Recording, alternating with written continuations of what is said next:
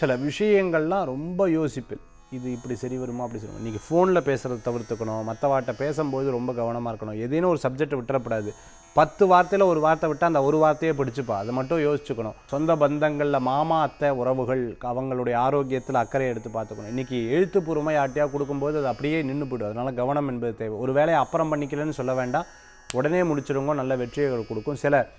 சில புஸ்தகங்களில் இருக்கக்கூடிய வரிகள் உங்களுக்கு ஒரு பெரிய மன அழுத்தத்தை, மனத்தில் இருக்கக்கூடிய ஒரு விஷயத்தை வந்து ரொம்ப ஸ்ட்ராங்காகும். மனதில் வந்து ரொம்ப தைக்கிற மாதிரி இருக்கும். இதெல்லாம் உண்மை தானே, இதுதான் ஒரே வெறுப்பாக இருக்குது அப்படிங்கிற மாதிரி சில நேரங்களில் இருக்கும். ஆனாலும் அடுத்த செகண்டை அது சமாளித்து அடுத்தடுத்த வேலைகள் எடுத்து பார்க்கக்கூடியதாக இருக்கும். இரும்பு சம்மந்தமான உத்தியோகம் பண்ணிட்டு இருக்கவங்க, லேத்தில் ஒர்க் பண்ணிட்டு இருக்கவங்க, அது மாதிரி ஃபீல்டு இன்ஜினியராக இருந்துட்டு இருக்கிறவங்களுக்கு, கார்டனிங் ஒர்க்கெல்லாம் எடுத்து பண்ணிட்டு இருக்கிறவங்களுக்கு, பில்டிங் கன்ஸ்ட்ரக்ஷன் லைனில் காங்கிரீட் லைனில் இருந்துட்டு இருக்கிறவங்களுக்கு, வாகன ஓட்டுநராக இருக்கா, டிரான்ஸ்போர்ட் சம்மந்தமான பிஸ்னஸ் பண்ணிட்டு இருக்கவங்களுக்கு அனுகூல்யம் உண்டு.